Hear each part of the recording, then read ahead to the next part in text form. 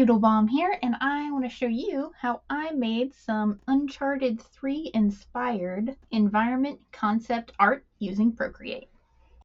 First, I lay down a background color and then just do some line art of general structures, and I try not to get too bogged down in the details here, but I pretty much always do. Then I block out some colors. Remember that I'm trying to show depth, erase all those colors, and then do them in the correct direction to show depth.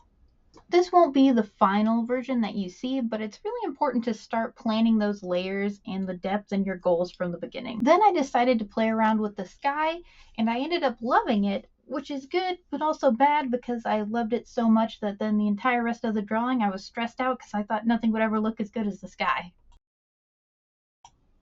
This is my first attempt at trying to put some detail into this wall, which is kind of a focal point, and this is a reoccurring issue throughout this project. Here I'm trying to figure out what sort of textures I want and shading and colors working together, and I'm still pretty new to environment concept art, and so much of it is trying to strike this balance between detail, not too much detail, and the right lighting and textures to imply more detail than is actually there. I go back to the wall a second time and I still hate it.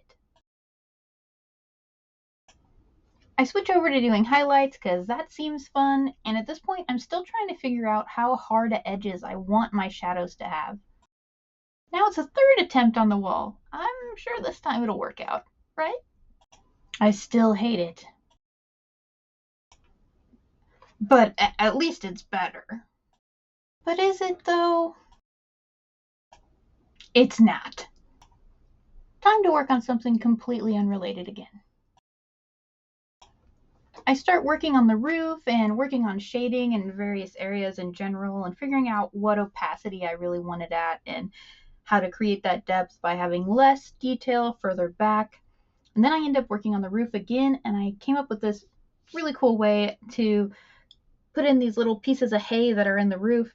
And what I use is I get the lasso tool and I essentially try and make a bunch of straight squiggles, and then I just fill it in with paint, like a light opacity paint across it, and it gave like a pretty good impression of straw, I felt like.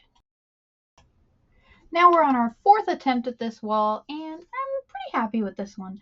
I ended up using a brush that looks like brick and then warping it to try and replicate the perspective, and using that kind of as a guideline to make just a few bricks to imply the brick layout of the wall without actually going into detail and drawing every single brick.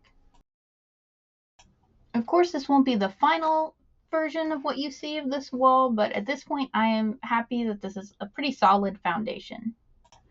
At this point, I realize I have like 29 layers and I don't really know what's on each of them. And so I really just take a few seconds to go through every single layer and just clean up things because there's all these different opacity layers and I don't want anything to show through in a strange way. And this is where we get into one of my favorite parts, is where we really start adding these darker and lighter things that really make the atmosphere of concept art. Like that big shadow in the foreground just adds so much to it. And here I start to address those outer ruins more that were mostly neglected this whole process.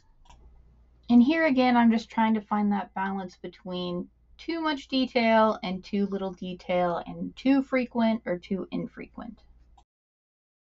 Working in a few more details, some darker darks, some lighter lights, more cracks and rough edges, and just trying to clear up any edges in between layers.